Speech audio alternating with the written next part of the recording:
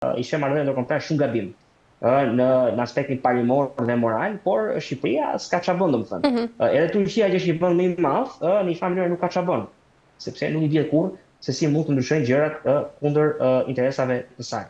E qartë. Mirë, kalojmë te Groenlanda, ku për shumë vite e konsideruar si një territor periferik i Arktikut, sot po shfaqet gjithnjë më shumë pranë qendër të vëmendjes ndërkombëtare, sigurisht për shkak të pozicionit strategjik dhe pasurive natyrore që ndodhen aty. Si e sheh Ruela, është sot Groenlanda një fushë betejë re gjeopolitike mes fuqive të mëdha?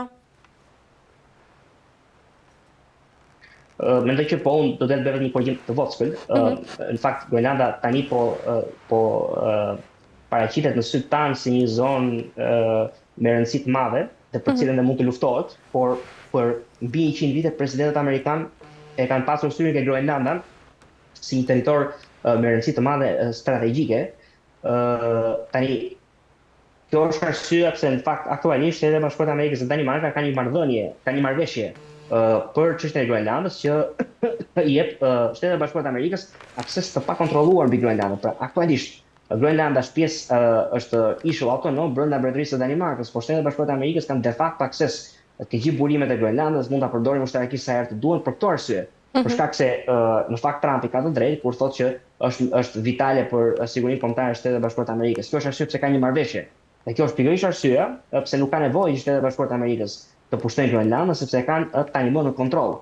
Që kjo është thjesht një ego e presidentit Trump që ai të bëjë dhe ndoshta marrëveshjen e real estate-it e pronave të paluajshme më të madhe në historinë e tij si një ish tregtar real estate, edhe të blejë Groenlandën, që për mua është një gjë që do të sillte më shumë të hija sa të mira, sepse do të rrezikonte frakturimin ose shkatrimin e NATO-s. Problemi këtu qëndron që administrata aktuale e Shtetit e Bashkuara të Amerikës, administrata aktuale e sheh NATO-n si pavlerë. Ato nuk e thonë këtë gjë, por ky është realiteti.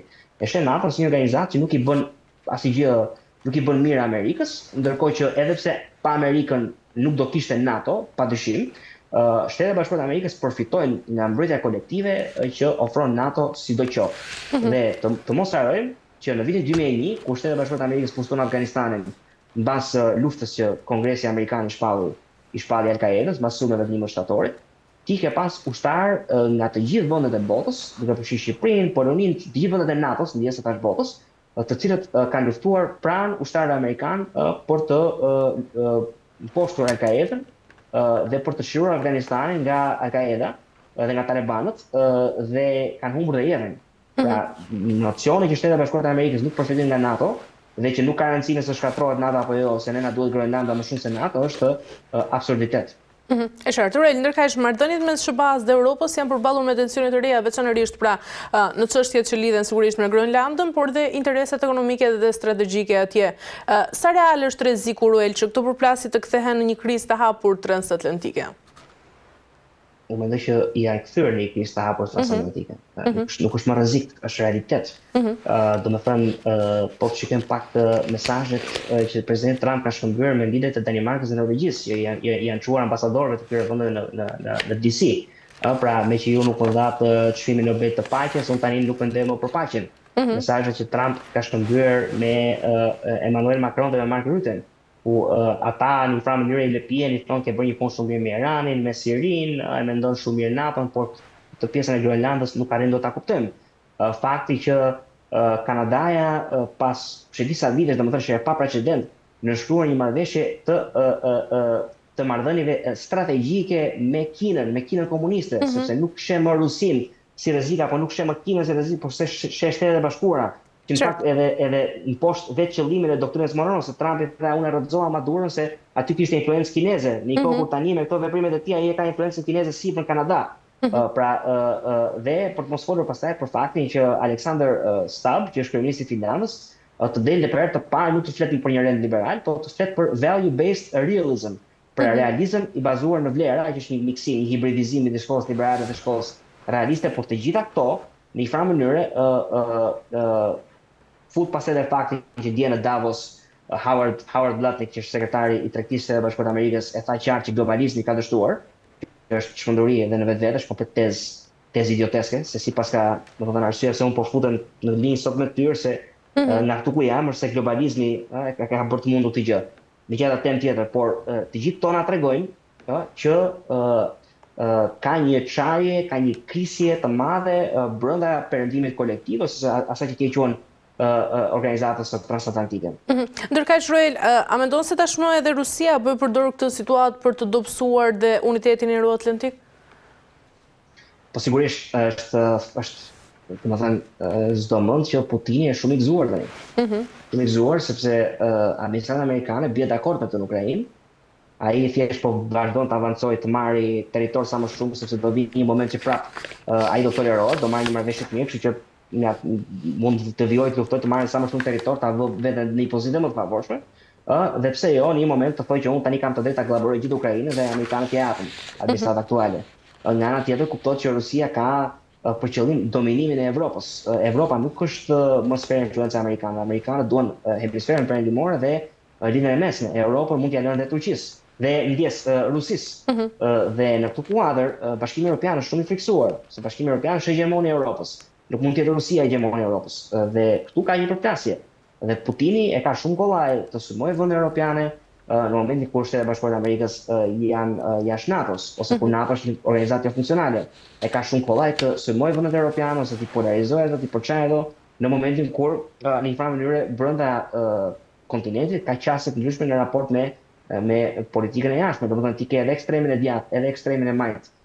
Në Evropë, të dy ekstremet, të dy skajet, që janë kundër idesë së riarmatimit të Europës. Janë kundër pavarësisë energjetike dhe ekonomike të Evropës. Duan që të mos ketë sanksione ndaj Rusisë, të janë të gjitha sponsorime të Moskës. Është shumë e qartë domethënë këtë gjë. Por pastaj edhe fakti që Trumpi po ja bën shumë të lehtë. Pra nëse Putini nesër do të sulmojë Estoninë, e ka precedentin, sepse thotë, ore, kur një vend i NATO sulmon një vend të NATO-s, pse një vend jo i NATO-s nuk sulmon ato një vend të NATO-s. Pra çdo mend që i shkon në favor shumë rusisë. E qartë, ndërkaq Ruel, deklaratat e fundit të ministrit të jashtëm rus për Groenlandën kanë rikthyer në debat dhe çështjen e kolonializimit dhe sovranitetit në Arktik. A mendon se këto deklarata janë vetëm retorikë politike apo ndoshta janë pjesë e një strategjie më të gjerë ruse? Rusia në një farë mënyre ka duhet të gjithmonë me të kaktën e rendit botror sovranist. Pra Rusia respekton sovranitetin e vendeve, respekton kulturat atyre vendeve, nuk kërkon të bëjë ndërrime regjime siç bëjnë amerikanët që heqin një diktator për të vënë një qeveri më fragjile, po që është demokratike në letër etj. Kjo është një farë mënyrë brendi ndërkombëtar i Rusisë, i politikës së Moskës. Kuptohet që kjo është shfarë vërtet sepse Rusia ka pushtuar, ka aneksuar Transnistrinë nga Moldavia, ka aneksuar Abkhazinë dhe Osetinë Jugore nga Gjeorgjia, ka aneksuar Krimen dhe Donetskun dhe Donbasin nga Ukraina, ka nisur një luftë në Ukrainë me ushtar të vetët në 24 shkurt të vitit 2022, po mbushen gati 4 vite që nga barbaria e ruse aty. Domethënë, këto janë thjesht letër, por realiteti është ky që po të them unë që Rusia nuk e respekton fare sovranitetin e vendeve. Dhe në këtë kuadër e gjithë retorika e Rusisë për sovranitetin e Groenlandës, nëse ka një retorikë që s'kam gjë nga pala ruse, është retorikë koti. Nga ana tjetër, arsyeja pse ti mund mos ke zgjuar asgjë nga pala ruse për pjesën e sovranitetit të Arktikut, është sepse nuk e ka Rusia prioritet këtë gjë. Rusia i ka falë Alaskën Shtetet Bashkuara të Amerikës. Po ta kishte prioritet Arktikun, nuk do e bënte këtë gjë. Rusia do që Shtetet Bashkuara të Amerikës ta marrin Groenlandën, sepse kjo është fundi i NATO-s. Dhe Rusia nuk ka hall Arktikun, Rusia ka hall Europën. Rusia do të dominojë Evropën. Rusia do një Evropë pa Bashkim Evropian, pa NATO, ku Rusia ka komplet në kontroll Europën lindore dhe Ballkanin dhe ushtron sa më shumë ndikim në vendet e Europës perëndimore. Kështu që Rusia se vret fare mendjen për çështjen e sovranitetit të Arktikut, e ka mendjen që dominimi i Evropës. E qartë. Mirë, Ruel, për ta mbyllur pyetja e fundit, cila do të jetë ndërkaq dhe skenari realist sa i përket Groenlandës? Skenari realist është që Shtetet Bashkuara të Amerikës do ta marrin Groenlandën. Fatkeqësisht. Edhe unë e them me shumë fatkeqësisht një foto të madhe këtë gjë, sepse nuk duhet të jetë kështu. Do ta marrin ose nëpërmjet blerjes, pra duke i bërë presion Danimarkës së pashesë, ose nëpërmjet ndonjë lloji lëvizje irredentiste në Groenland. Pra Groenlanda ka vite në fakt që kërkon pavarësi nga Danimarka, por nuk duan bashkim me Amerikën dhe Ajo që Shtetet Bashkuara mund të arrijnë që ta shkëpusin Groenlandën nga Danimarka, Groenlanda të bëhet një shteti i pavarur, ta njohin dhe në OKB edhe pastaj të ushtrojnë ndikim qoftë de jure, qoftë de facto mbi Groenlandën të pavarur nga Danimarka, ta kenë vetëm kontrollin e tyre, ose pastaj rasti i tretë, skenari më i keq, që është aneksimi me ushtri i Groenlandës, duke përdorur hard power, duke përdorur fuqinë ushtarake i Groenlandës nga Shtetet Bashkuara të Amerikës. E them këtë gjë sepse Trumpi rrallë herë tërhiqet. Trumpi po është vetë regjim personalist, ai kështu që shef gjërat vetë, kurse kanë po ja thot Marco Rubio, JD Vance apo Pete Hegseth apo të tjerë, domethënë ata janë vetë të çmot, janë vendoj që vetë e besojnë që këto janë veprime lunatike, po nuk kanë çfarë thonë sepse ata janë vetë aspirantë për të bërë president i ditë dhe duhet ta kenë mirë me bazën e Trumpit. Kështu që në këtë kuadër Trumpi do bëjë çfarë do vetë. Çfarë do vetë ai është të marrë Groenlandën. Ska ushtarakisht nuk e dalë dot njëri, kështu që fatkeqësisht kjo do ndodhë. E qartë. Mirë, Loel, kemi arritur në fund. Falenderoj shumë për gjitha informacionet që ndave sot me mua. Shumë kënaqësi. Faleminderit shumë, kënaqësia është e imja. Mirë, nderuar teleshikues, kemi arritur në fund të këtij emisioni dhe për ditën e sotme, bashkë do të shihemi sërish nesër me tjera tema.